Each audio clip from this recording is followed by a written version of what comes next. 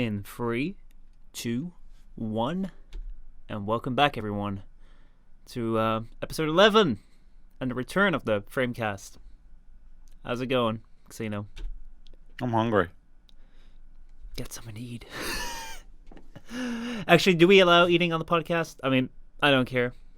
I hope you guys don't care either. But welcome back, everyone. As you can see, a lot has changed. I'm a little bit sick. But aside from that, so like I have a bit of a sore throat, so hopefully I'll be able to keep on talking during this podcast. Yesterday I had a stream and it's just like I just ended up cutting it because I couldn't talk anymore. But gonna keep it short. Okay, so so obviously recently there have been a lot of content creators that have taken a step back from Warframe. And we're going to talk about that a bit, but we're also going to talk about how YouTube addresses Warframe content creators or just gaming content creators along with their search algorithm and how they struggle so hard to not allow us to have the word war in the title of the video. Not entirely sure what that is about. Yeah, well, it's been interesting, especially when it comes to guns and violence. And if you're talking about Warframe, I mean, in the title there's war already, but most likely you're going to be talking about killing things with guns. And I mean, it's in the game. We can't really leave it out. However, yeah, we've seen some pretty decently sized creators announce that they're leaving Warframe, and I feel it's kind of part of a returning season. Like every year there's a bunch of people that say that they're done with the game and they leave, and part of them are coming back, part of them are leaving for good. But yeah, how do you feel about that? I've got to be honest, right? Everyone needs to take a break from Warframe or anything they do. So if you are a programmer, if you're a chef, if you are a school teacher, you can't do it day in and day out. You need to have a holiday now and then, right? There's no if, ands, or buts. You need to have a break. So if someone turns to me and says, "Oh, I can't keep on producing Warframe-based content," I don't blame them. Take a break. I play Warframe for maybe 2 hours a week to get the footage I need for 10 o'clock, and that's it. Right? The rest of the time I spend, I've just finished playing. Well, not technically finished, but I finished the main plot of Astral Chain on the Switch. That was a good 24 hours. The save file tells me so, and I love that. I just blitzed through that in like a week, sort of thing. There are loads of times where people are just like, "Oh my god, I can't keep pushing through with Warframe. I need to do something else." It's natural. Like, out of it. Hey, do you want to use the poll right now? Yep, sure. Yeah. Let's ask the community. Let's ask our lovelies. Are you currently taking a break from Warframe? Yes, no. All right, coming up.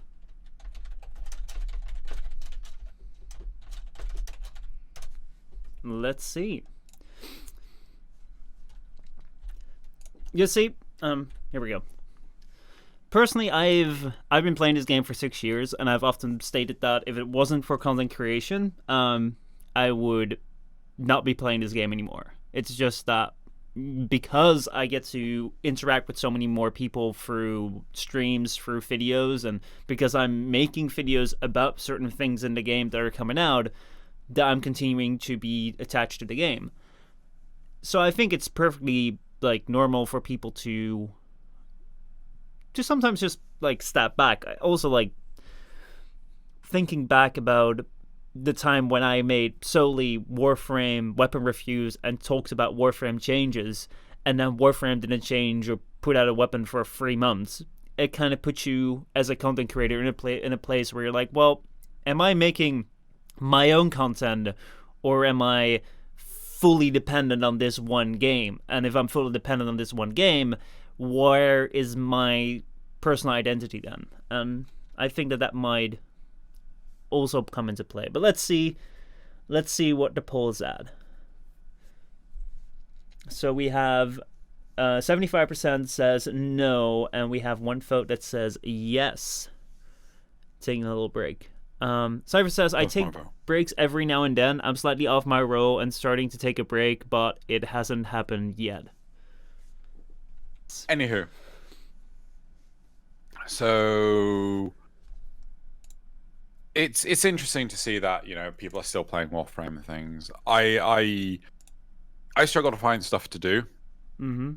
The thing that really not so much bums me out is the fact that Warframe's frequent releasing of content has seriously dried up, right? Mm-hmm. Major content updates. We've had... What have we had? The Jupiter rework. Yeah, and that's it. Ropolo list. Right? Yeah, that's all we've had. And in all honesty, that sucks. Mm-hmm. Right? It's bad that we haven't had Empyrean or Railjack when it was teased over a year ago. Mm-hmm. It's bad that we've had one new game mode update.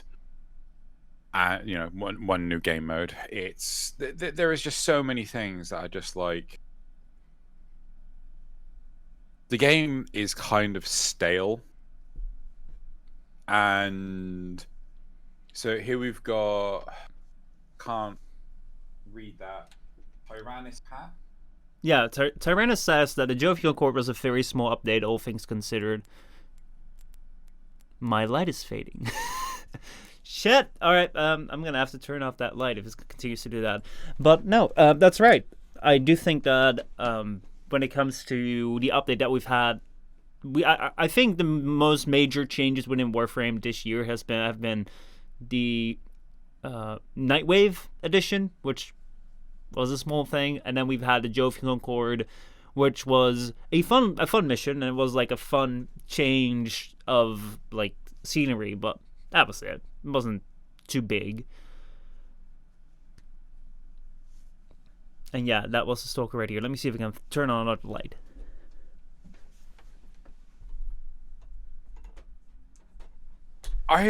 Yeah. Okay, so is it surprising that content creators are taking a break from Warframe? Not in the slightest. No, I think that when it comes down to it, it's great to start off with one single game. Like, if I'm out here starting out with creating content, starting out with one game, I think it's if I want to talk about games, I think it's a great option, because if I were to make my very first video about Warframe, my second video about Minecraft, my third video about Call of Duty, then where is the logic in that? Like, why would you follow it? That being said, you're being very dependent on the release cycle of that game. You're being very dependent on whether people continue to like the same game, and you're also more than that dependent on whether you used to like that same game, because yeah, if you don't enjoy it, there's like, you can't keep on going. Okay, I think that we should consider, what does it mean to be a Warframe content creator. So I'm gonna tell a small story, which I know I've told other content creators, so you know this story. However, I don't think the audience knows this story. So back in 2017, I released the first ever episode of The Arbiters, August that year, right? I set myself a goal to hit 10,000 subscribers in the year of 2017, right? Ultimately, I just made it, right? Yeah. Like, I think I hit over 10,000 on the 27th of December 2017, which, you know, was huge for me, right? I was so happy to hit that number. But then something changed. arbiters would get in the region of 5,000 views in a single 24-hour window. And it was massively popular. Everyone loved it. Then from January 2018, those numbers just plummeted. It's dropped off the face of the earth, getting like 1.5 thousand views in the first 24 hours, which is nothing in the grand scheme of things. And for the year of 2018, I thought, you know what? I just need to try harder. I need to just, be pluckier. I need to do all sorts of stuff, right? And I expected drop off in for the arbiters, but that sharper drop off was very strange, and the constant 1.5k for the first 24 hours was also very strange. It became apparent that YouTube had actually changed more than what they had announced on the January update, because this is when they turned around and said, if you want to monetize your content, you have to have 1,000 subscribers and you have to have, oh god, what was the other thing? 4,000 hours of watch time throughout a single 4,000 minutes. No, hours. I thought it was minutes, but it's hours. So your dashboard gives you minutes, but it's actually hours. So yeah. Really? Yes. Okay. You sure? I am 100% sure. Okay. Anyway, doesn't matter. But the big thing was that all of a sudden content creators were really starting to struggle video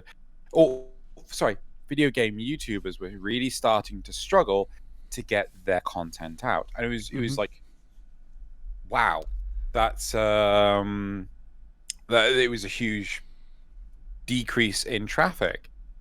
And everyone I know turned around and said, like, I'm struggling to make ends meet.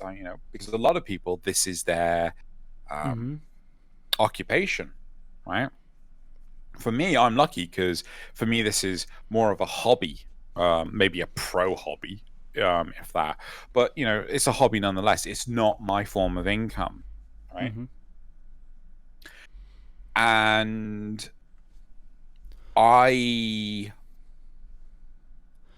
So, how do you think that this happened? Like, what was behind it, do you think? Because you noticed that you noted that your views dropped, but they remain constant, and that other gaming creators, gaming YouTubers, had problem maintaining their audiences, and that was something that YouTube did.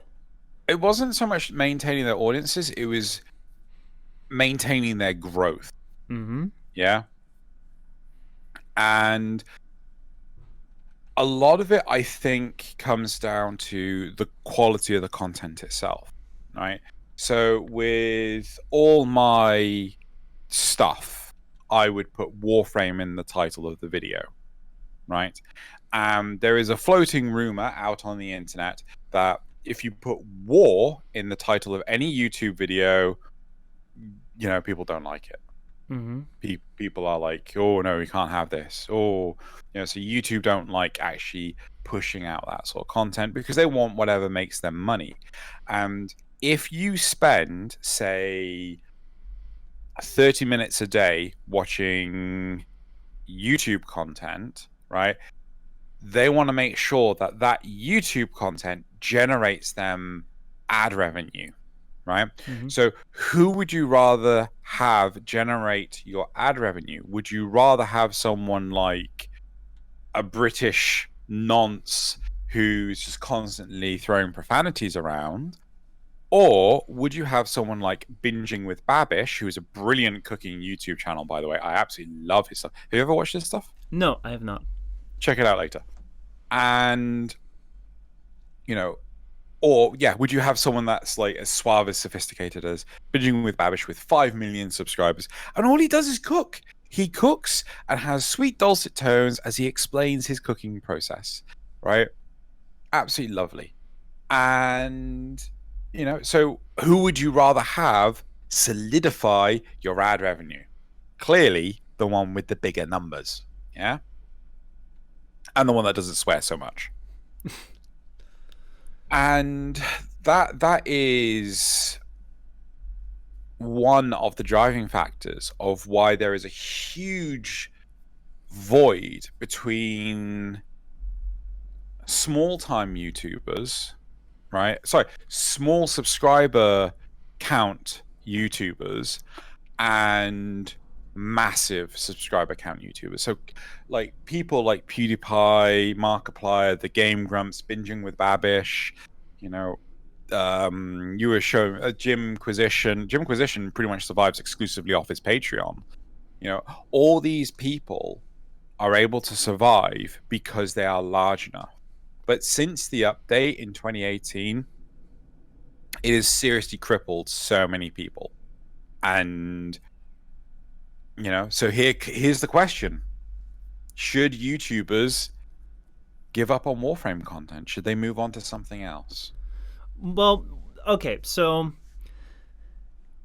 should they, based on that,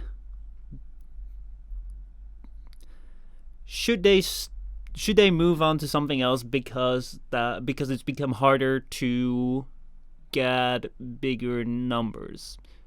It's okay, so this is something which is pretty hard for me to really give an opinion on, because on the one hand, I do see where you're coming from, and I'm not gonna like oppose the data that you're giving me, because I mean that you saw the drop off. I can 100% believe, and I've also heard people struggling more and more.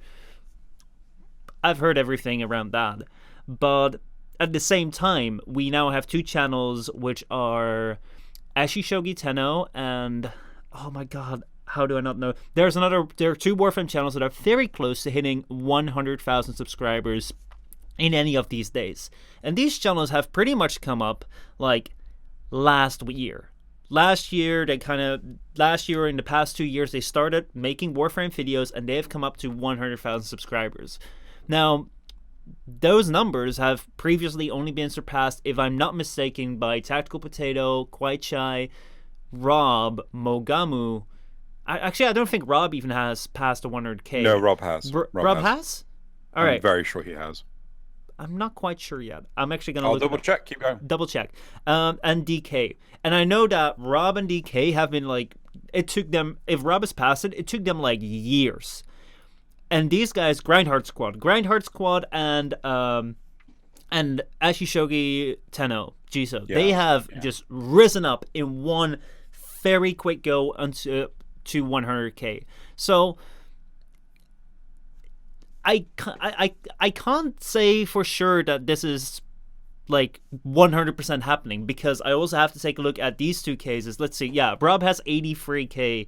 He hasn't passed 100K. It's like, yeah, it's like, I don't know, because if we go by your precedent where it goes about you just drop in viewers and you can't really get it up. If there's no possibility of getting anything up because YouTube suppresses it, probably.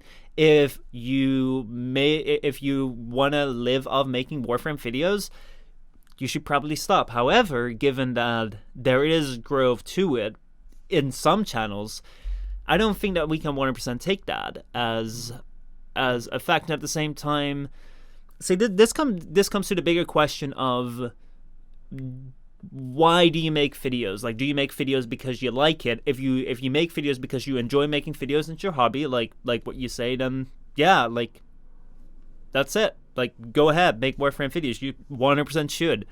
If you do it to survive, well, I think that there are plenty of Warframe creators that can actually pretty well survive, that have come up over the past couple of years.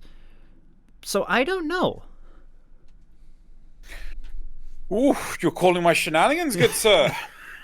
I don't know what. To be honest, Joey has made 50,000 subscribers in over the course of like the last year. But I know for 2 years I have been struggling to get over 13,000. Like, I'm so close to 14,000, and I have been for like 2 years.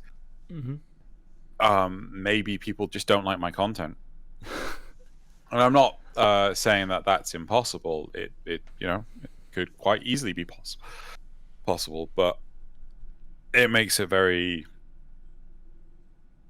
difficult to, work out what is happy with YouTube, because I have tried a plethora of things, right? Mm-hmm.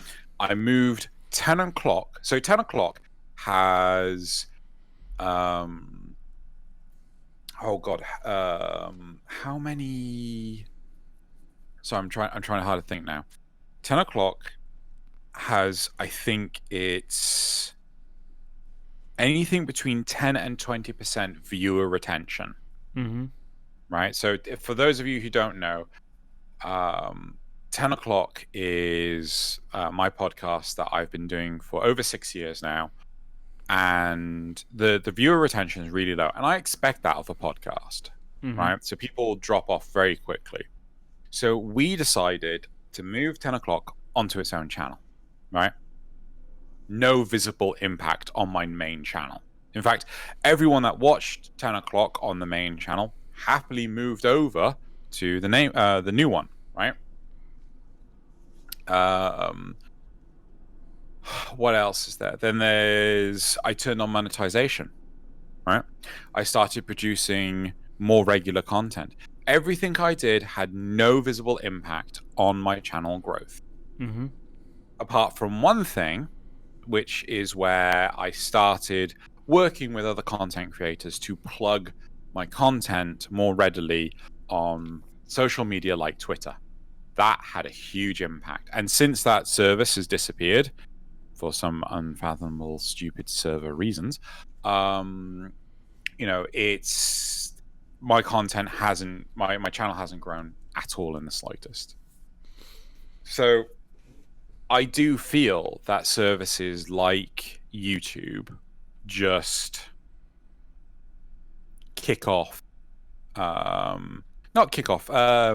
suppress smaller channels.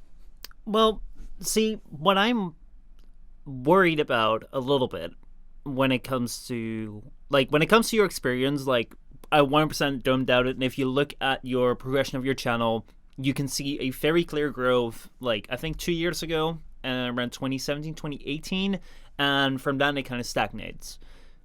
That is weird. However, I don't know whether we can take one anecdotal experience as a foundation to build up an argument as to whether or not you should or should not create Warframe content, because we also have anecdotal anecdotal evidence of channels that did really well during that period of time. I think when it mainly comes to should or should you not quit Warframe content, first of all, I think when you start, it's a great thing to do one game, just get used to creating videos, but that's just from my experience. Maybe other people want to do other things, but from my experience, it works great if you start out doing one single thing, because you can kind of grow in it, you can kind of get a feel for what you like to do, and there is something consistent within the videos that you make, something consistent that people can come back to. However, at a certain point, I think that just for like a psychological thing, a personal psychological level, it's nice to like move out and do other things, because doing the same thing over and over again will get you pretty insane at a certain point. And I can attest to that. I used to play Warframe all the time when I was not making videos. I would constantly play Warframe, trying to get everything in the game so I could talk about it. Now I just don't. I do the streams and I'll do a playthrough, and if we're working on like a 2-minute slash, I'll prepare for that and I'll be in the game to like get the scenes and work out some of the things that I'm talking about. But aside from that, I don't really play. I just really enjoy doing it on stream with the people that are on there. So I think that at a certain point, it's really nice to diversify, not only for like your own sanity, but at the same time, like, build out your identity outside of Warframe. It's like, who are you, and are you the game that you play, or are you? And I think that that's something that everyone has to figure out on their own.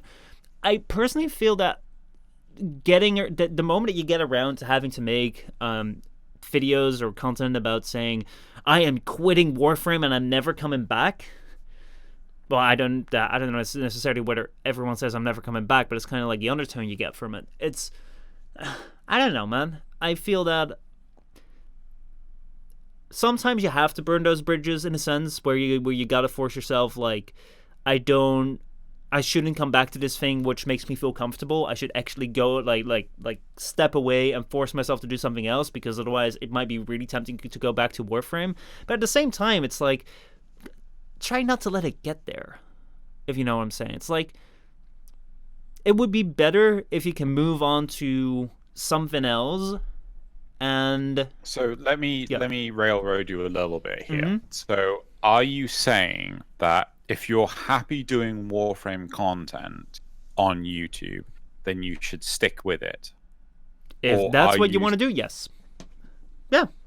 I mean, right. if the sole premise is I want to do Warframe content, regardless of whether you want to grow, regardless of whether you want to make this your primary monetary support stream, do it.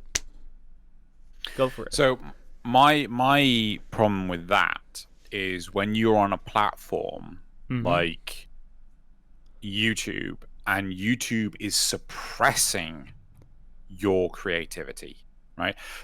So they're not like sweeping you under the rug. They are making it difficult for you to do the content you want to do, right?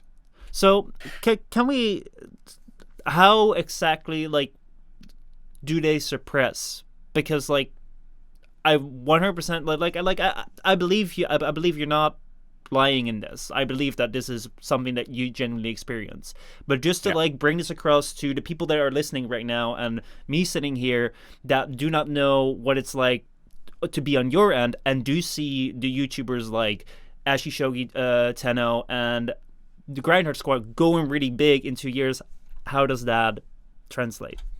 So I've genuinely right. Okay, anyone that wants to reply to that, go for it. Genuine, legitimate proof and answer. Right. So 2 channels, 10 o'clock, and the main channel Xenogelion.com. YouTube.Xenogelion. Right? YouTube.com/Xenogelion. Whatever. The 2 channels. Right? Yeah, I need to plug that more. But ignoring that, so there's 2 channels. Whenever 10 o'clock comes out, and it's been on this new channel for nearly half a year, if not more, if I do not do a redirect video on the main channel, I can categorically see the drop in views. So the people that watch the redirect video do genuinely go and watch the actual show. And I've had people turn to me and say, please continue to do the redirect videos because the other channel does not appear in my subscription feed. Right? So these are obviously people that do want to watch the show. But for whatever reason, YouTube will not tell people that that content is there. No matter how much you say, go to youtube.com/Xenogelion, hit the like button, subscribe, and ring that bell. No matter how many times you say that, go to youtube.com/ sorry.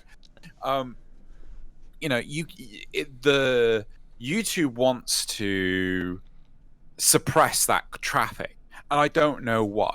It could be intentional, or it could just be a flat-out bug within the system. There could be a hard-coded limit in your subscription feed that says only show 30 videos or 36 videos or however many per day. And as a result, no wonder people like me get pushed off the bottom of the list when I don't upload as regularly as they want. I'm not uploading once a day.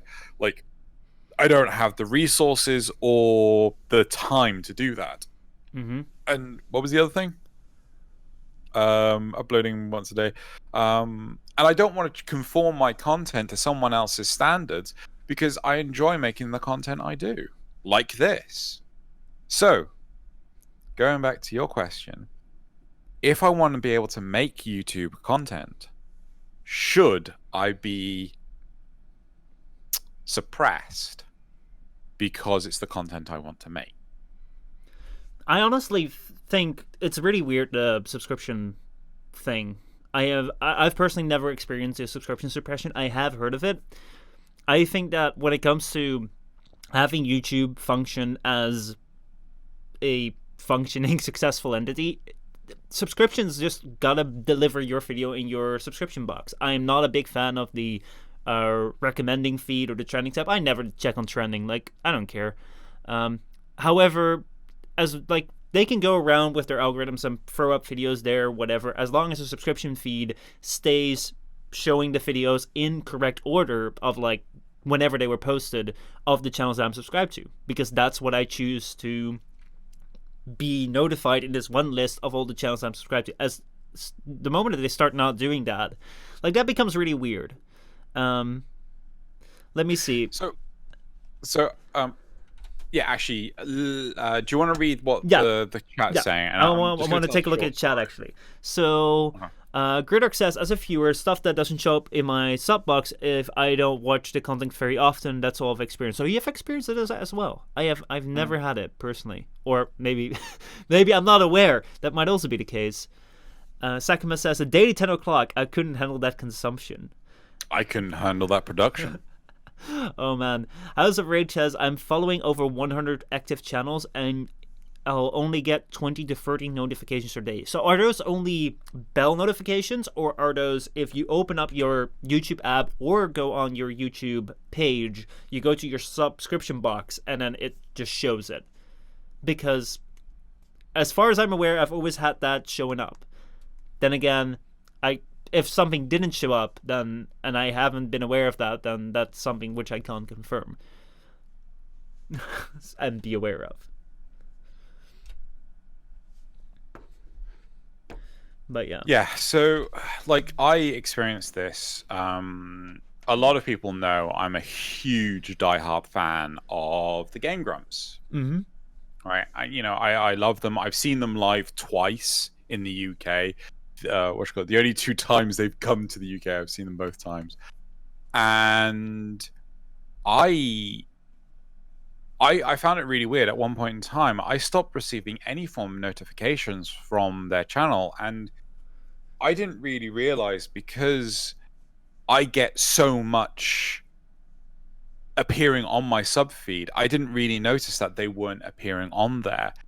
I then decided to investigate, and I thought, oh my god, what if they've shut down Game Grumps? What if they've shut down the channel? Like, that'd be horrific. And I went and looked it up, and no, they hadn't. They were still live and kicking, and I was like, this is so confusing. I then went and contacted Google, and I said, why are they not appearing in my subscription feed? I love them. I watch them daily, right? And YouTube turned around and said, like, oh, please fill in this form, and we'll investigate it for you. I filled in the form. 2 days later, all the things started coming back to my subscription feed. And as I said, I can't release content daily, right? So oh god, who said it? Someone said about how much you engage the actual channel. I can't see anymore. Someone's said in chat that notifications in the sub box. Sorry, am I just blindly missing it there? It's very annoying that I sub to people and instead get popular views in my notifications. Doesn't matter how many times I click not interested on PewDiePie's videos, it still brings them to me. I completely agree, right? I watch one video on something like the Justice League, or I go to the DC YouTube channel. I click on the trailer for the latest Batman Hush, animated movie, and then literally my recommended is nothing but pirated stuff that's currently sat on YouTube. Like, scenes from various different episodes of like the Justice League or Spider-Man Unlimited, or and it's just like, I hate that recommended thing. I never use it. I always go to my subscriptions. What is the point in having that thing? I read. No, for me, I never use notifications. I never use the trending tab because trending tab is just garbage, and recommendations I barely use. So for me, the only way that I interact with YouTube is I'll just open it up. I'll go to the tab that says subscriptions, and I'll just scroll down. I don't turn on notifications because I don't need to be notified the moment that someone uploads a video. I got other things going on, but whenever I want to sit down and watch a video, I'll open it up right there.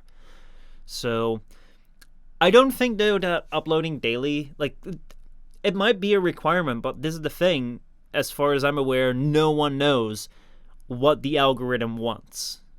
No one knows what exactly it is that will get the algorithm to pick you up. Personally, I think that the latest, what I've heard, is like the most effective way is having click-through rate. So when it comes to let's say Warframe videos, if you would want to do great with Warframe videos, here is a 101 that I've come to pick up over like the years of doing it. It's like, have a title that is connected to other Warframe pieces of content. So if there's an update drop, you connect it to that.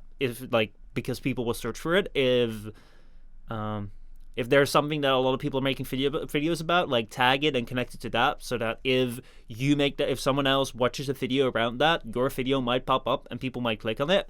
Get a thumbnail that's interesting and actually make a worthy video, because like what YouTube's algorithm is looking for is having a video that, when it's being presented, is being clicked upon and then being watched from start to end, or as much as possible.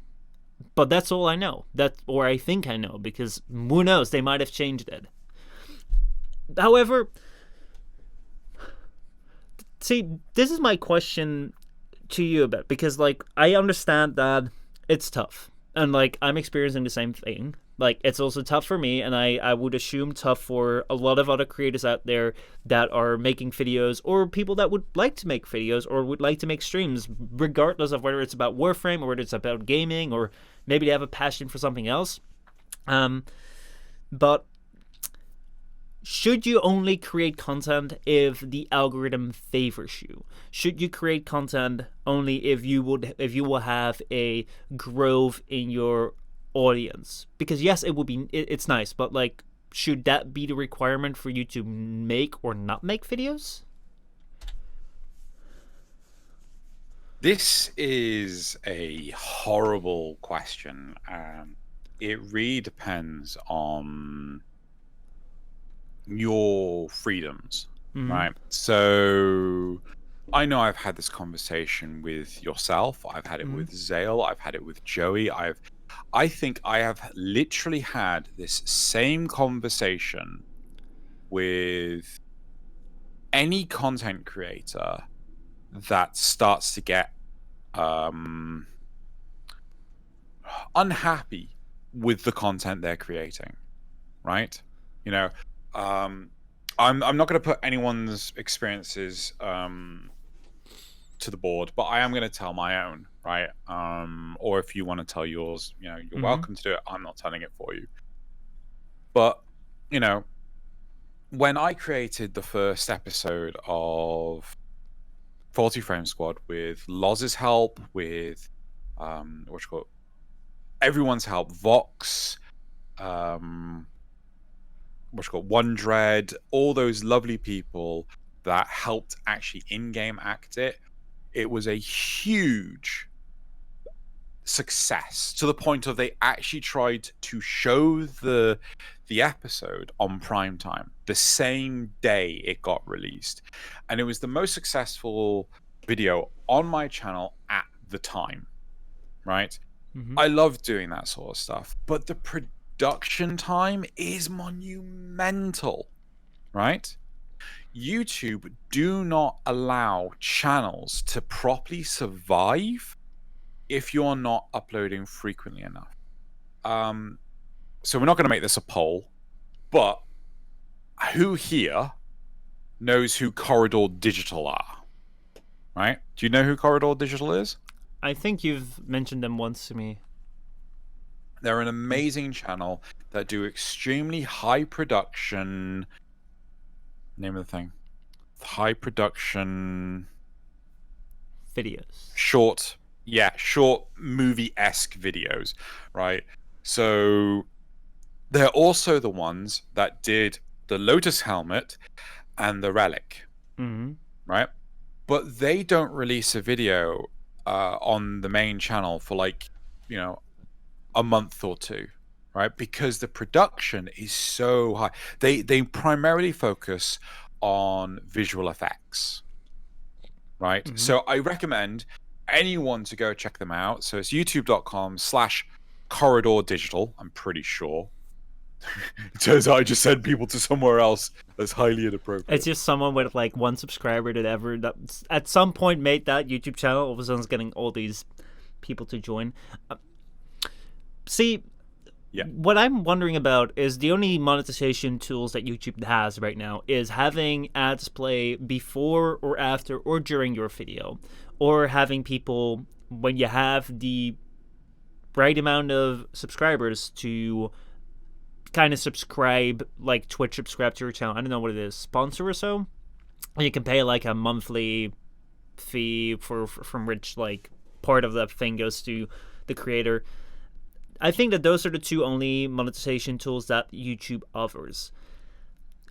How would you see them having a way in which they can actually increase monetization for very infrequent uploads? Because I think that when it comes to as much as as the way that they do right now, there's not a lot more you can do around giving people that upload infrequently more money, because like, how would you go about it? I don't think they need to give people that upload infrequently more money. I think they need to give content creators and name of the other people, advertisers, agencies, more control over the adverts. Right? Right now, it's completely in the wind to how YouTube does their ad revenue.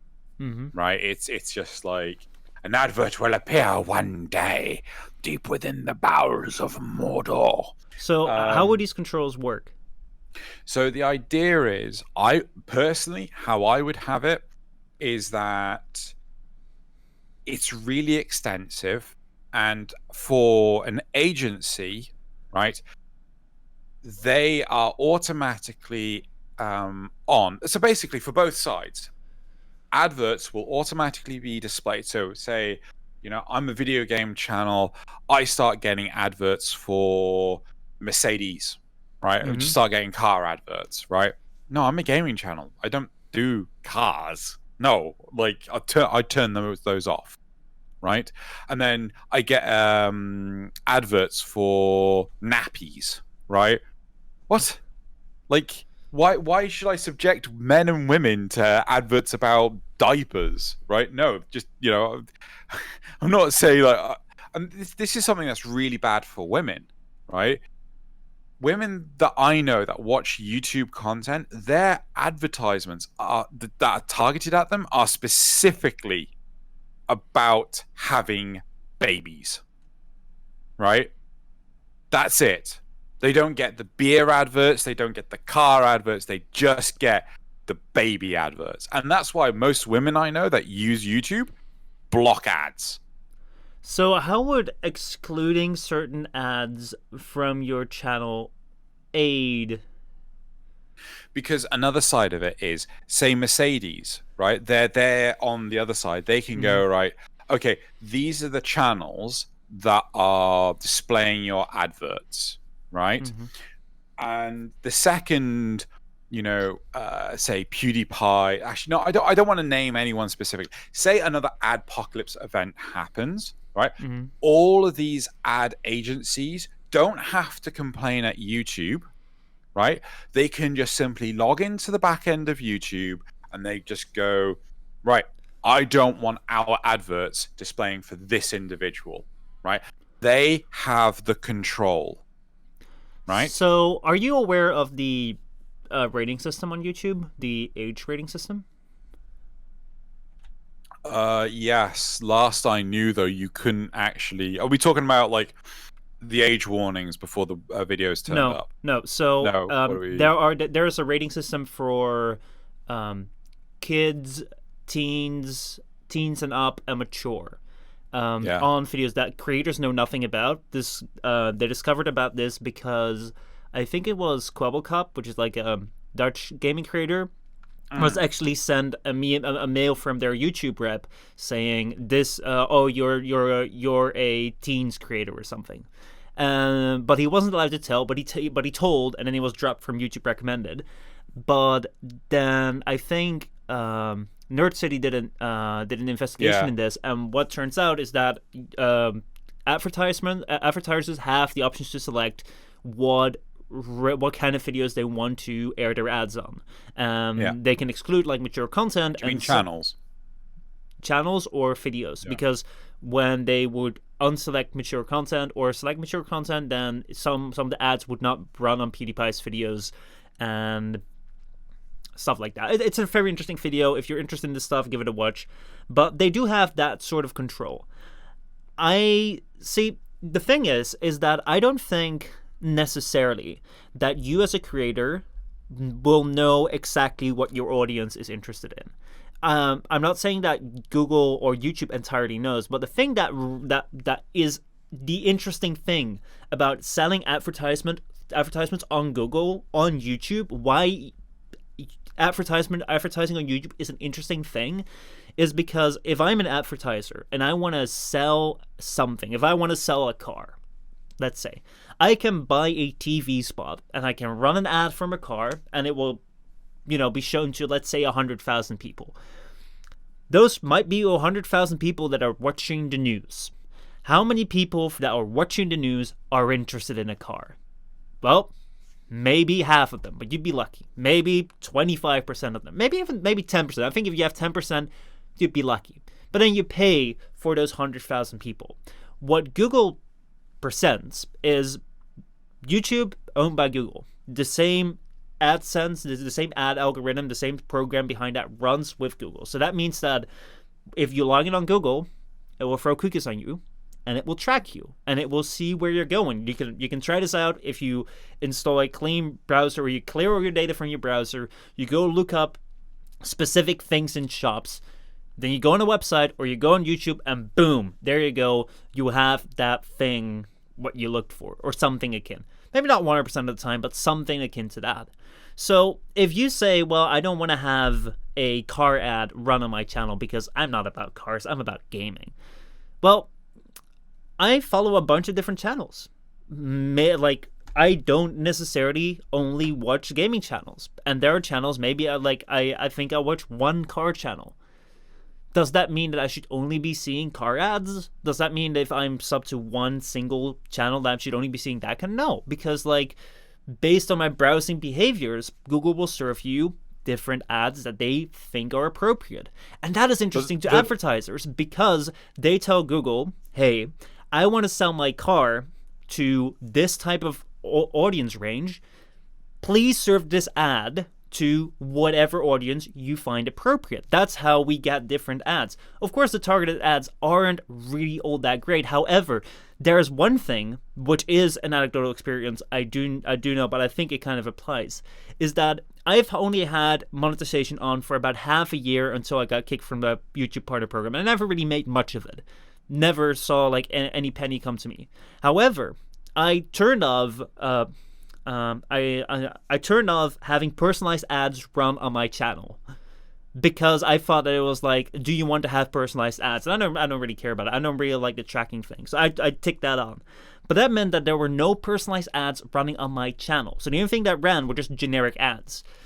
And I had videos on my channel that were like 2,000 to 4,000 views, and I think I barely made like $2 over half a year. Then I found out about the option. I turned it on, I turned it off so personalized ads could run again. I had one video that just did 150 views or something, and it made me $2. It made me as much as I did in half a year of having that turned off. So I think that if you take control over which ads you think would work or not work on your channel, yeah, like on the one hand, I can see that in having more creator choice. When we look at the Twitch situation where Ninja was advertised on other streamers' channels, 100%. If you don't like that, I can understand that. Get rid of it. If you don't support Mercedes, get rid of it. But I don't think that there's any chance that will improve your financial situation or in general your situation with content creation and the YouTube algorithm at all. No, I understand and appreciate that, but one of the big things is if YouTube are suppressing channels, this is a theory, this is not fact. If YouTube are suppressing channels under the assumption that the adverts are, they don't think that the adverts are going to do well and things like that. Like, I imagine something like the Deadpool trailer would do fantastically on my channel, right? I would not suspect My Little Pony adverts to do very well, but I could believe it, right? I'd also suspect anime stuff to go very well.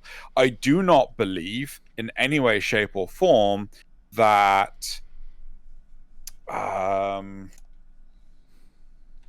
tampon adverts are going to do at all well on my content. Right? I don't believe supermarket adverts are going to do well on my advert. Why do you believe that would not work on your content? Because that's not the sort of content. Like, have you ever... Okay, I don't watch a great deal of TV, right? Whenever I watch TV, and as soon as I hit a car insurance advert, change the channel instantly. I hate them, right? I don't have a car, right? The adverts are annoying as hell. So would you want to? So would you have a car insurance ad on your channel? No, I wouldn't. But why would you not have a car insurance ad on your channel? Because my channel has nothing to do with cars. But does that mean that all the people that watch you have nothing to do with cars? No, not in the slightest, right? But that's not the target demographic of my thing. Right? If I started... But isn't it the target demographic? Could it not be that a part of your audience, I know for a fact that a part of your audience is a bit of a car nut like me. Couldn't it be that would be the target demographic of your your advertisers? Like, it doesn't necessarily have to align with you, but like if you would exclude those, the target demographic for the advert that the advertisers are giving are, yes, in fact, what they're going for, right? That makes 100% sense. But the point is, right, people are more than likely going to click on a video game advert if it's on a video game video, right? How do you know? Because it's the content, right? Well, it's the mindset someone's in. Are you trying to tell me that if you went to watch a video, like a review on an anime, if there was an advert for Crunchyroll, you wouldn't be inclined to click on it? I might not be. Because, okay, so... Okay, better yet, here's a question for you. What if you were watching a video that was a recap of a Formula One race, right? And then they put an advert for the new Mercedes or the new Audi, right? Would you be interested in click on it? What if it's my brother that's really interested in Formula One, and in order to have a conversation with him, I don't give a shit about cars in this hypothetical, but in order to keep up a conversation with him, I every week just watch the Formula One recap so I can chat up with him and tell like, hey, this is what's been happening. But in reality, when I'm browsing the web, I'm always looking at computers. Then it would make a lot more sense for me to get a computer ad. Yes. At the same token, I could only be watching, let's say, your channel because I really like you. I kind of want to stay up to date with Warframe, but I don't give a shit about gaming anymore because I played Warframe like years ago. I've moved on, and I'm now in the cell phone world, and that's my thing, and I only want to buy phones. Then a gaming ad wouldn't work for me. And that's the thing with algorithms. That's the thing with this algorithmic ad system, which is better than TV, is that the algorithm follows you around and tracks the target audience of the ad. What you have on TV is that advertisers will add around shows that they think are their target audience, but they won't know for sure. Neither do you right now know with the algorithm, because it's not always perfect, but it gives you a much better chance because the algorithm looks at you as a viewer, not at the content and what might be the target demographic, but at what thing they're actually, the people that are watching are actually, it's not looking at your content, it's looking at the person. It's like, I don't see if you say like, well, I don't think these ads work around my content, and you exclude them. YouTube thinks they do, so you're probably going to get lesser ads. So the only thing that will do is you'll get less of a return. And if you're going to get less of a return on your videos, then I don't know how this is going to help smaller creators where we're talking about. Right. I don't know. Okay. While we've been talking, right, I have just clicked on, I've got a list here. Mm-hmm. 1, 2, 3. There's more than just. Okay, nope. Actually, they pretty much just 3. I clicked on 3, 4, 5, 6, 7 different videos on YouTube with my ad block turned off. Mm-hmm. Right. 2 of them didn't give me an advert. 5 of them gave me an advert for Grammarly, which I have no interest in the slightest, to the point of I can't skip the advert, so I just go back and I try to find another video with a different advert. Right? I'm not going to sit there for half a minute listening to something I have no interest in when I can control the flow of my information. Right? Actual, genuine poll question time. Right? Do you ad block the adverts on YouTube? Actually, I think a better question, because just let us know if you use ad block in chat, is would you not watch a YouTube video because of the pre-roll advertisement? Right. I can categorically tell you I have done that on Twitch. Right? Twitch has really long ads, but like... No, ignoring that, right? Like, I had Loz over a few weeks back to watch the Invader Zim movie, and at the same time, the I'm just gonna say yes because I literally did that 2 seconds ago. I had Remnant on the TV. We were trying to find out more about Remnant because Remnant hadn't fully come out at this point in time, and genuinely, right? Every Twitch stream I had clicked on, because I wasn't satisfied with the one I was watching because some of them were just daft. I just got the same 30-second ad each time. It was so obnoxious to the point of we just gave up trying. Right? I could not. By the way, feel free to vote yourself. Right? You know. Yeah. See, I think that advertisements on Twitch are generally quite long. I'm not a big fan of them as long as I don't earn anything, or the person that I'm watching doesn't earn anything. If it supports like the streamer I'm watching, 100% I'm down with it. And the thing is that I just feel like, yes, advertisements can be a little bit annoying. But the only time that I really care about them is when that person, the video I'm watching, has had like an unjustified copyright claim, and I know that the revenue is going to like some stupid company that decided to claim this video even though it was fair use. Then I say, yeah, I don't like watching that ad. Otherwise, like, I come for the video. If there's an ad before it, well, that's annoying. I'd rather not have that, but I know that it supports the creator, and I'm not gonna not watch their video, which I set out to do, because there's an ad which I don't like. And you see, I'm kind of wondering about... We're talking about advertisements for YouTubers, and we're talking about how they... I'm struggling to connect this as to like how this is Warframe specific to the, well, why Warframe YouTubers should or should not quit. Then let me fill in those blanks. Yeah. Right. So for a start, YouTube are suppressing channels because they are not advertiser friendly. Right. I actually had a suppression on a redirect for a video because it wasn't advertiser friendly. These are the videos where I go, greetings one and all to 10 o'clock. Greetings one and all. This is a preview to 10 o'clock. Our special guest for the week is Michelle Postma. We talk about topic 1, topic 2, and topic 3.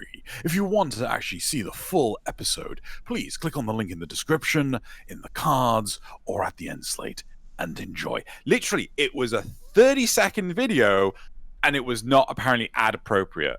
And it's just like, because mature content.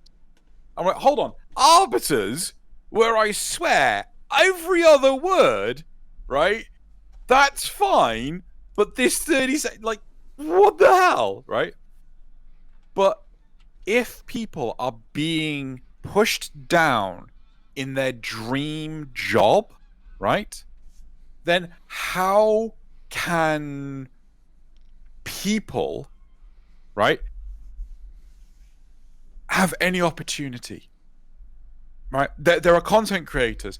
Markiplier, he's cut out all swearing from all his videos because YouTube hit him really hard every single time it happens. If the content creator and the advertiser agency have control over the adverts, right, as opposed to exclusively YouTube, then there is an opportunity to keep both sides happy. And you won't have companies like Coca-Cola and Disney pull out of YouTube. Right? Disney pulled out because of PewDiePie. Coke pulled out because of PewDiePie and the basically the neo-Nazi videos that the advert was running in front of, right? There's no control in place for advertisers to say, not that channel. But, right? would you be certain that they would not go away if they could exclude individual channels? Because I'm not familiar entirely with the back end of YouTube advertising. As far as I'm aware, I think they do have control over what category of videos they want to run their ads on, what age group they want to have their ads on. But even if they, like, I feel that even if they would have this one thing where you could exclude certain channels, which is a bit, I mean, I don't know. Sure, let's say that would be a possibility. Given the fact that they make very quick, rash decisions, as we've seen with advertisers, where they kind of pull out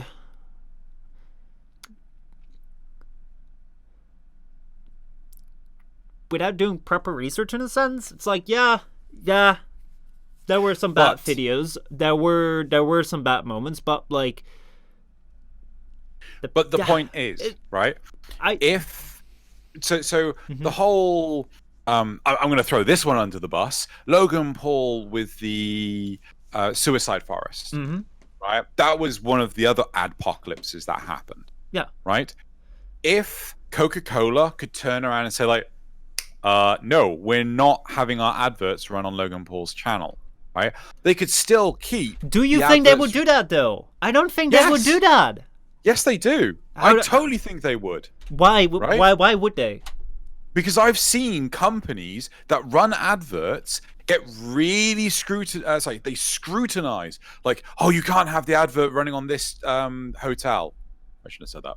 You know, we can't have this with that. We can't have, it's just like, you can't have this color with that color. But see, no one cares. See, this is the thing. Is like you're like me. We know more about YouTube. We know a lot more about it than the average advertiser person or the average advertiser. Yes. So we know that it's Logan Paul was like, I mean, for crying out loud, it's Logan Paul that does a really stupid thing that no one condones. However, if you're just a general advertiser, look at all the the old news that goes out and says, "Oh my God, YouTube does this thing," and then they throw out Logan Paul. Like, I think that like more than likely they pull out of YouTube because it's like, oh my God, here we go again. Another YouTuber does something stupid. Let's get out of here before. Like, I think it's mostly like also public, like this cancel culture that's like pushing it out. It's like,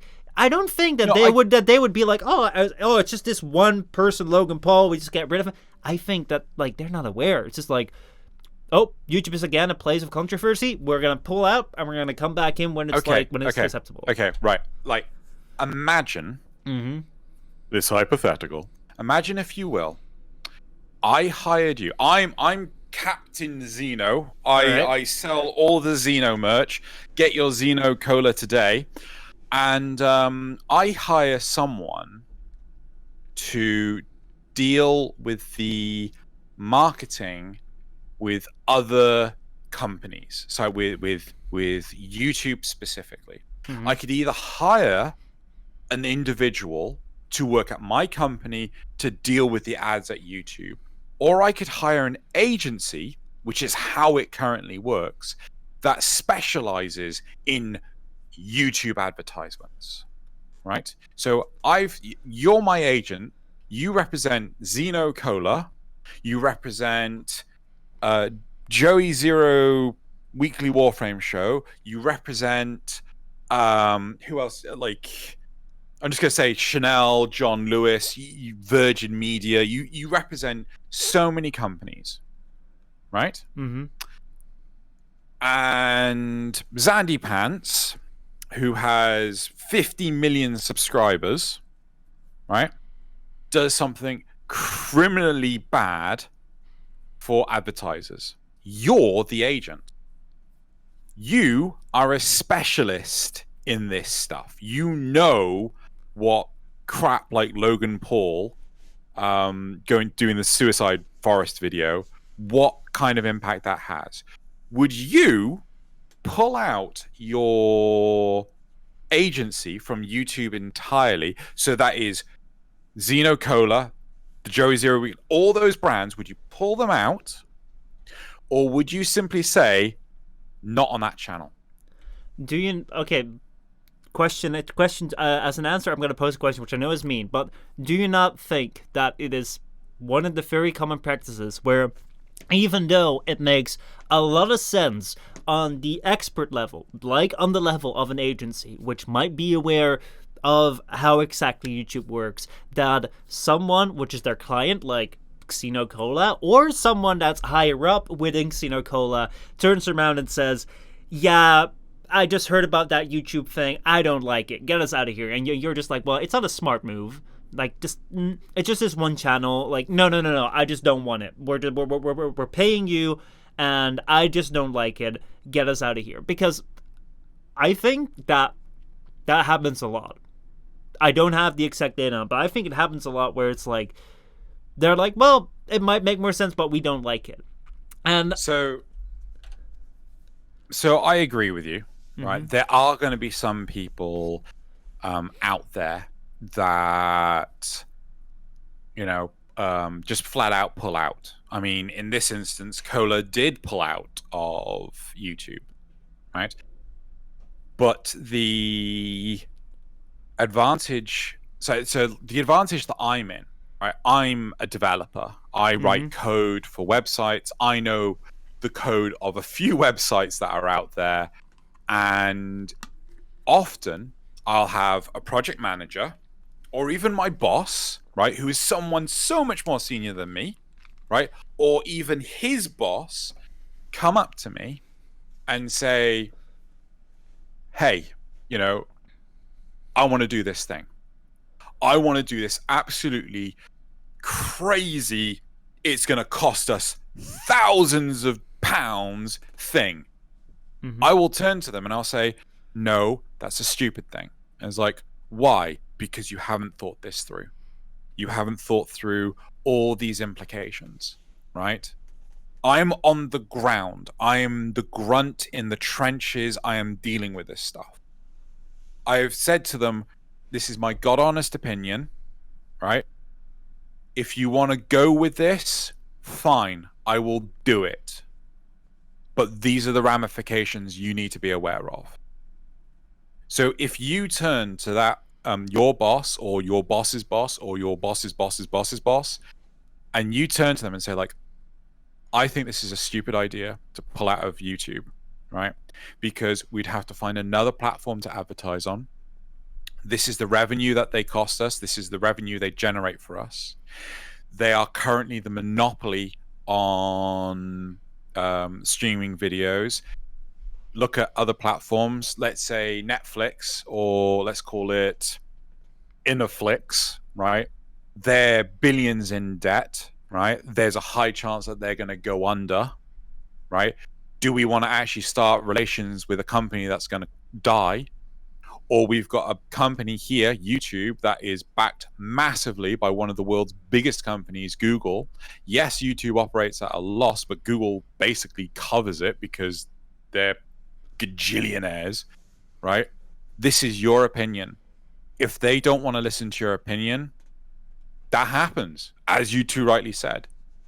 But from experience, often people that are lower in position, that deal with the grunt work in the trenches, the specialists, they do get listened to. But also, Could you just imagine, like, you know, you are a specialist. You could, it could generate jobs. I mean, right? So I don't necessarily know whether they do or do not have this feature yet, because around the Logan Paul suicide forest thing, YouTube pulled ads from Logan Paul's channel.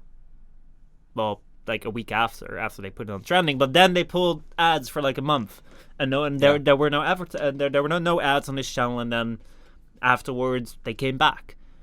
And the thing is that, like, I feel it's a lot of speculation, where it's like, I can understand your point where it's like, if advertisers would have this option, they might be able to exclude the channels that they don't like, but that runs on the presumption that advertisers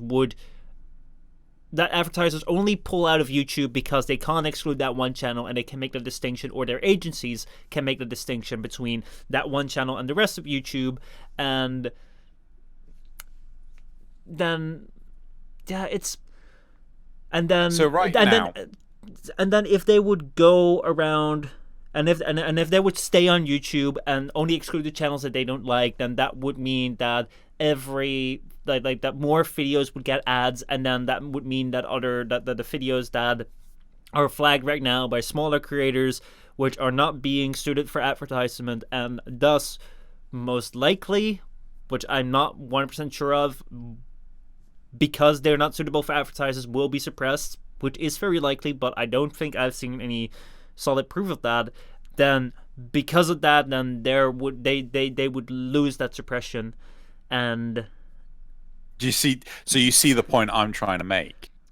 I think it's very. I think it's so much based on the presumptions of, like, it starts on the presumption that advertisers pull out because they can't exclude one creator. They might already be able to exclude one creator, as far as we know. I'm not aware of the back end of advertisers, but let's say that there isn't.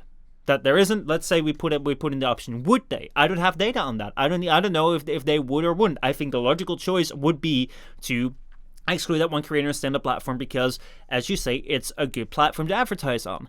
However, it also is a good idea to advertise on a video like yours where you just say, hey, look at this, look at this podcast video. Then again, I might, like, it might be that the algorithm picked it up as a video that was recommending a Twitch stream, which is what they've also been cracking down on. Those videos where it was like, hey guys, I'm live on Twitch right now, those 30 seconds announcements videos, they have been cracking down on that too. So I don't necessarily know whether it's because of Warframe or not. So it's like, yes, there's a lot about the algorithm which we don't know. And it's like, yeah, it's doing some bad things. And there's some bad things happening to people that shouldn't get it, including gamers, including videos about guns in a game, including videos about Warframe.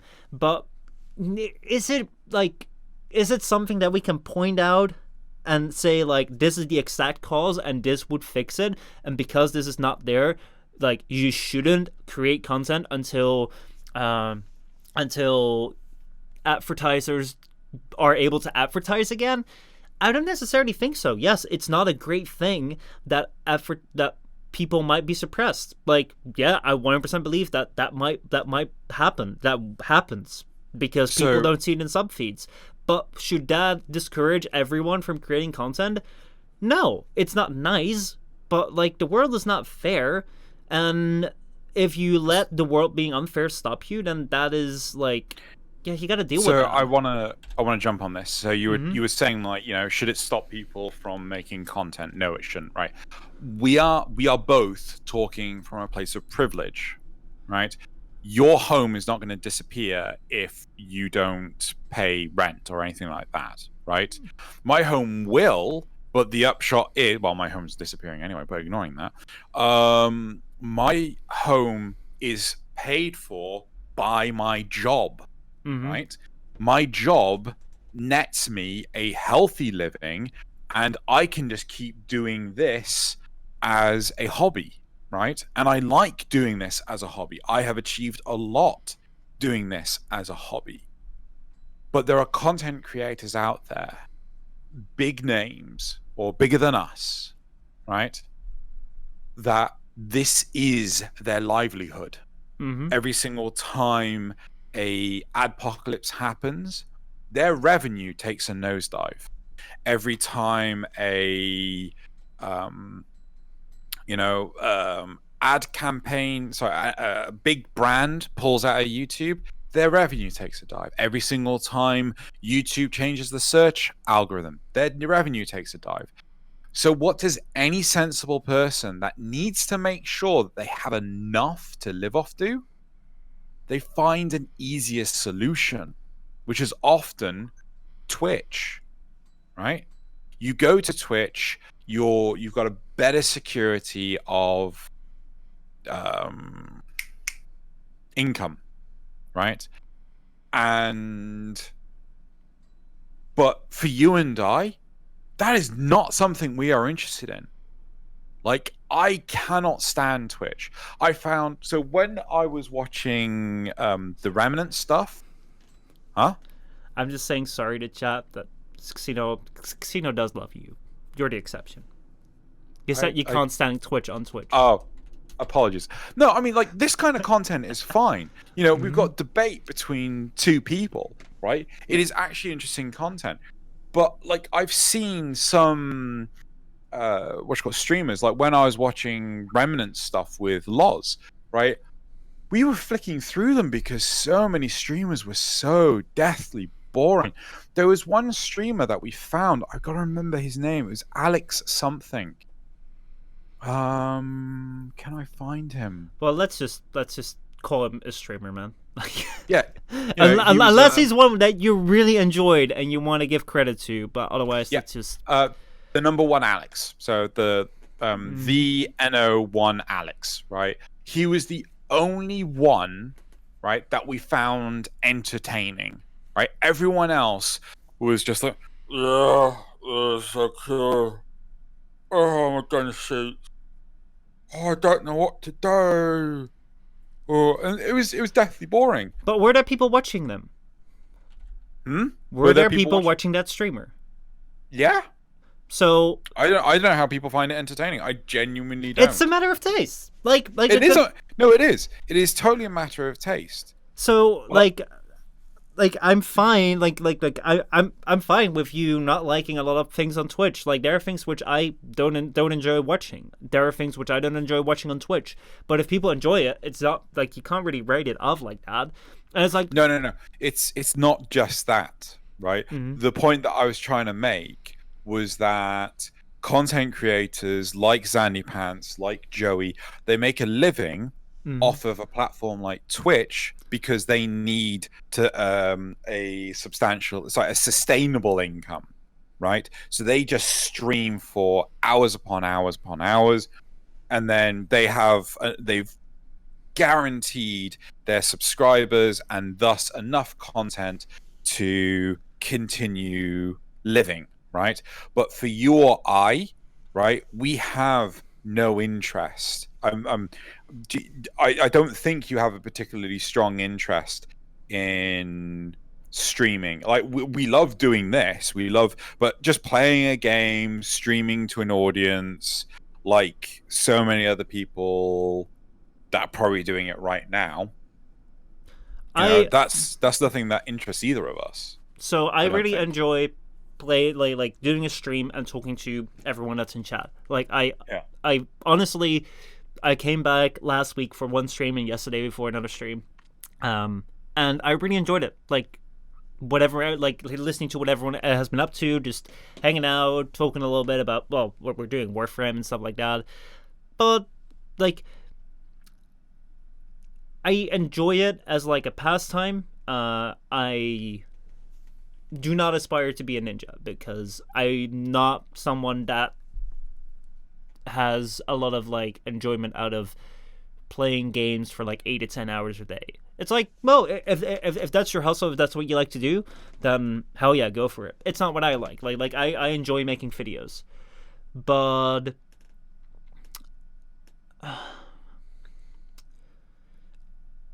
you see,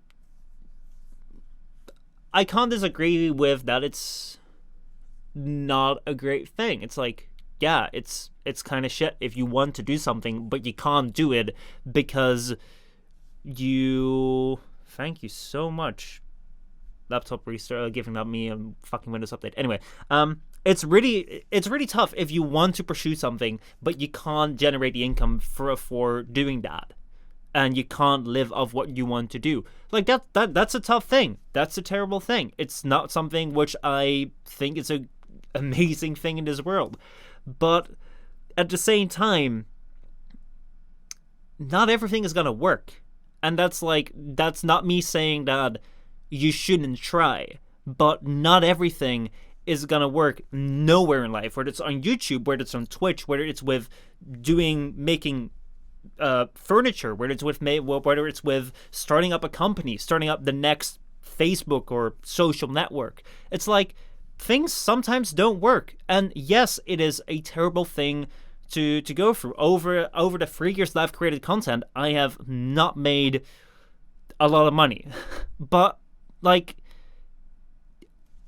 I mean, like, does that stop me from creating content? No. Is it a smart choice of me to do? Maybe not. Maybe it's not a smart choice of me to do this right now. I'm still alive, so I've been able to survive so far. But did I sacrifice other opportunities that I could have had? For sure. If I had to work like 5 to 6 days a week, would I still make a video that one day that I was off? Maybe I would. And it's like, there is no guarantee to success in life, and there's no guarantee to anything that you do. And yes, it's a terrible thing if you have to go about doing Twitch streams to sustain your YouTube channel. I have 100% been there because that's exactly what I've been doing last year. I've been starting to do daily Twitch streams because I wanted to find a way to support my YouTube channel because I've never made money off videos. Even though I really enjoy doing videos. I also enjoy doing Twitch streams, but that's just the way I figured it could work. That's the way you make it work. It's not a great it's not a great scenario, but I'm like, you can try and create an ideal world, and you should always strive for. but it's not gonna be ideal. And should it stop you if the world is not ideal for you for pursuing your dreams? I don't think so. I think that because because in an ideal world you would already have achieved your dreams, and if in an ideal world you have already achieved what you want to, that world would be so incredibly boring. We are who we are because we have limitations and we gotta move around it. A story is not interesting if there is no conflict. So it's like, yeah, it sucks. It's tough. But should you not create Warframe content? Should you quit Warframe if you can't? If there's no way for you to get by? Well, maybe you can't because of your situation. Well, then that's really tough. But maybe you can. Maybe you can make it work, and you should, because it's up to you. Like at the start of YouTube, there was no way of earning any money. There was no partner program. There were no advertisements on YouTube. There were no advertisers that were interested in personal sponsorships, but still people made videos. Did that exclude a bunch of people that couldn't make videos? Yeah, for sure. Was that a good thing? No. But it's the way it worked. And it's like, I'm not here to justify that that's the way it worked, but still there were people that went out and did it. That went out and made videos. So should this situation stop you from making Warframe content? No, it shouldn't. I don't think it should. And yeah, like if you want to quit Warframe, quit it. If that's what you want to do, quit it. If you want to make content, you should. If you can't make it work because of other factors, try and find a way around it. If you can't, then hopefully things will change, and hopefully you will find a way to change it. Otherwise, yeah, like in an ideal world, I would have everyone in an ideal world, everyone would have all the resources to do what they want. But it's not there. And like that sucks, but I still think that you should always strive to do what you want to do. And if that's making Warframe videos, you should do it.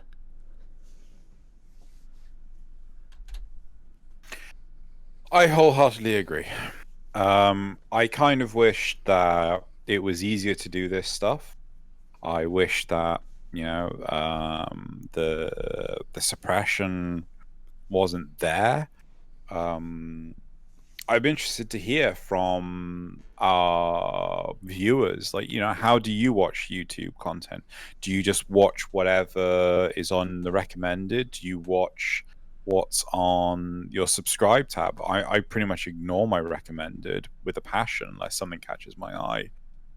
You know, do you just go off what Discord tells you? Oh, you know, Hydroxate's released another video. Oh, I'm gonna go check that out. Mm-hmm. Or do you, you know, do you rely on Twitter, Facebook, whatever, to actually get you information that a new video's come out? Yeah, you with me? Yeah. I'd love, you know, I don't touch the recommended tab. I don't like it. You know, I don't need to know about some random scene in an episode of X-Men from the 1990s. You know, Mika, I think Mika's Omer says the spectrum is very weird when it comes to Warframe content creators. Some feel like there's no content to make videos about it. Others feel that that seem to still be able to make videos out of nothing. It comes down to where you're in, kind of. Like, if I start out with making Warframe videos and I enjoy, like, summarizing my entire process for Warframe, there's a lot to make videos about from start to finish. If there is, like, cool weapons that you're just discovering, there's a lot of videos to make. But if you've made videos about every single weapon, or you're just not enjoying it, it's pretty tough to make videos which you don't enjoy. Sekima says, only time I wanted to recommend it is if I've got nothing to watch, don't have something to do, or I'm just that bored. So, pretty much never. Yep. No. Do you want to go into questions, or?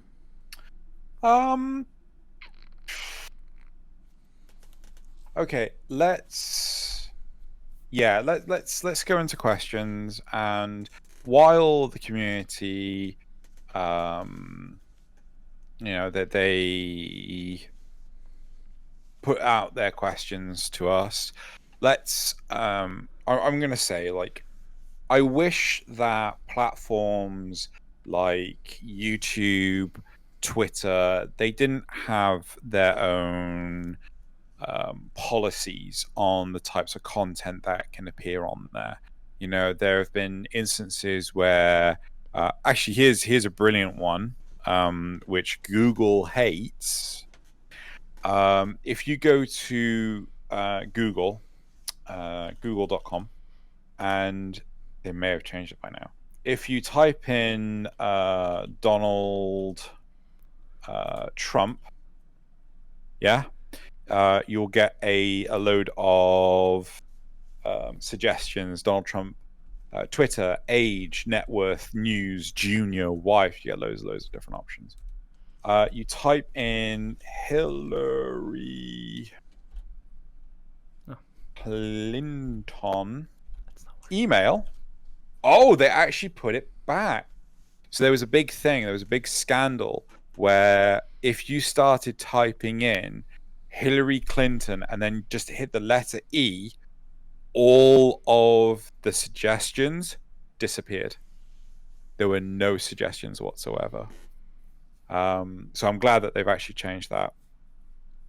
But I don't like the idea of big companies like YouTube or Twitter or whatever being held accountable for the content that their users put on the platform, and as such forces them to censor the content, right? It's partly like a big question where they need to decide as to whether they are a public place or whether they're private entities or like editorial private entities, because I think that there would be a pretty clear case to make that YouTube and Twitter and Twitch and social media pages in general could be public places, public squares where everyone comes up and can voice their opinion and say what they want.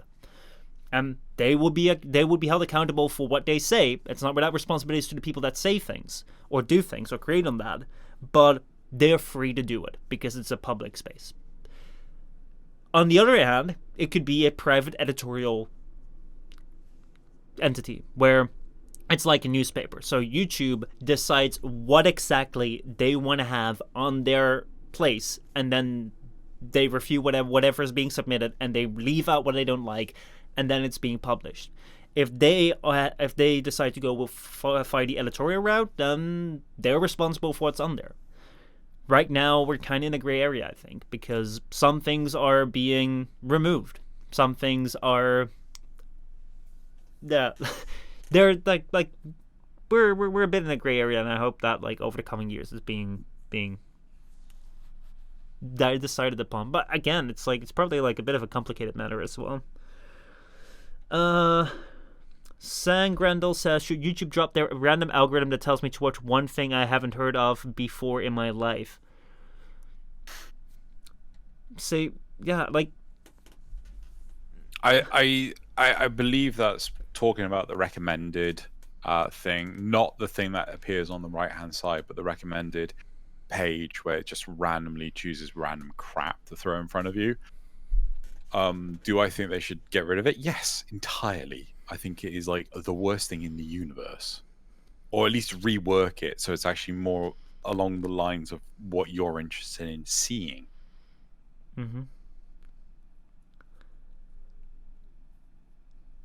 What do you think? Well, YouTube wants to keep you on their platform. YouTube wants you to keep watching videos. So every time they recommend you a video which you don't like, which you don't click on, they miss the mark. So most likely, they will want to have an algorithm that will put forward a video which you would want to watch. So if they have an algorithm that every time shows you something which you don't care about, then that's probably an algorithm that they don't want to have either. But if that algorithm, by coincidence, always shows you which you don't care, things that you don't care about, then, but it works for 1,000 other people, then probably it's in their best interest to keep it. And the thing is, I don't know the specifics around your around your browsing situation. Like, do you have cookies enabled? Do you have a clean browser cache? Because if you decide to delete cookies every time, then there's very little that YouTube can track around you. That's not true. All right. They track your channel history, but the big if you're thing not signed is in. like, if you're not signed in, they can't do bugger all. But yeah. But one of the big things is like that a lot of people do not know about on the recommended on the home page, the recommended stuff for YouTube. Like if you hover a video that you don't like, next to the title of the video, beneath the thumbnail, there are 3 vertical dots. You can click on it, and there's an option there for not interested. No one knows about this feature because it's obscured, right? It's in the like worst place in the bloody world, you know.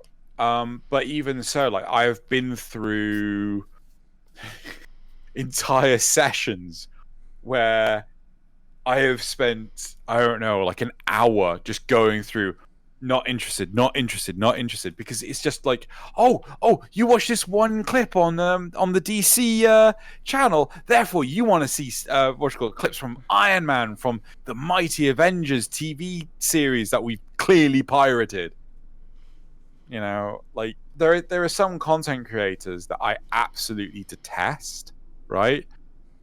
Because they just over sensationalize the news in any capacity, and whenever they appear, they are quite big, they are quite famous, but whenever they appear on my feed, it's like instantly not interested, right? And the second I look at someone else that is of similar ilk, they come back, and it's just like, I am not interested in this content creator. Stop sending me their stuff. Sorry. Yeah.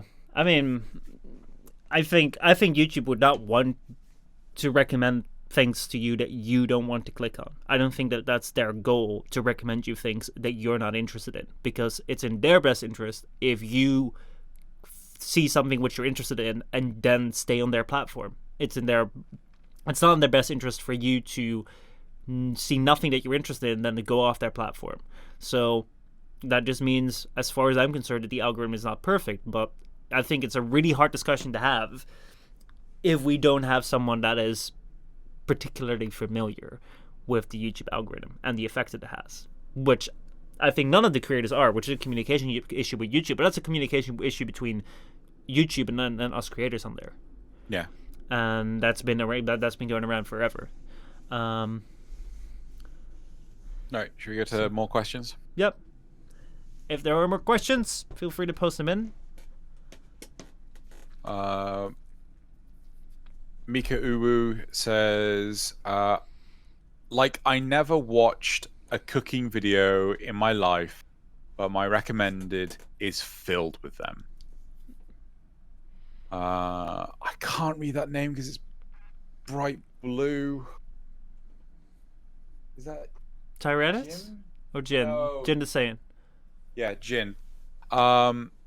I mean, speaking of YouTube, there's something concerning YouTube is taking care of, but I guess that'll be another story for another time.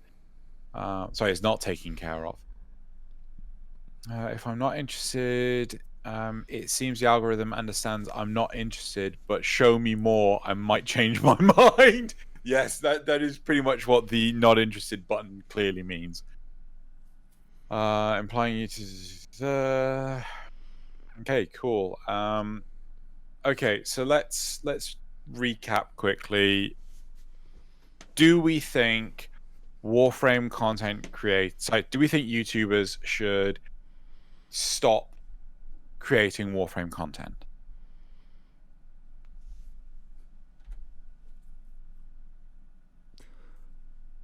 If they want to create Warframe content, continue. If it's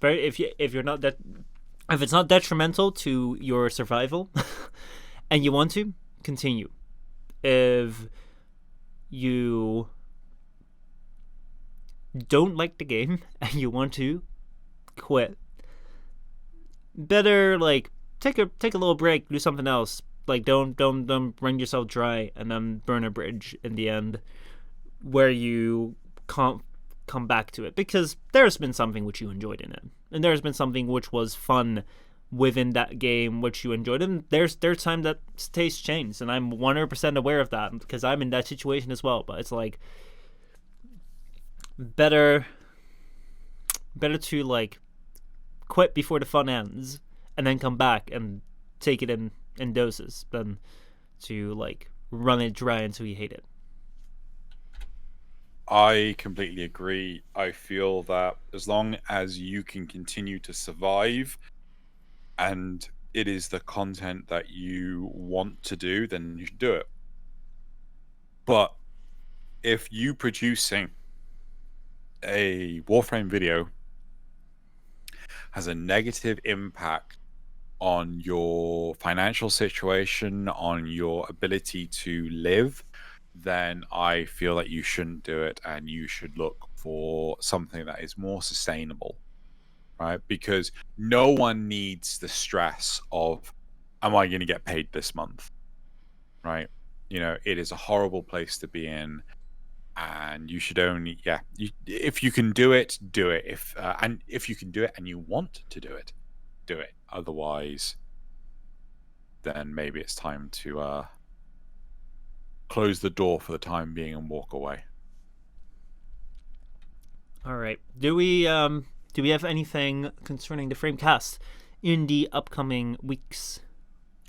Yes. So we are going to start airing or recording live the FrameCast videos from 7 p.m.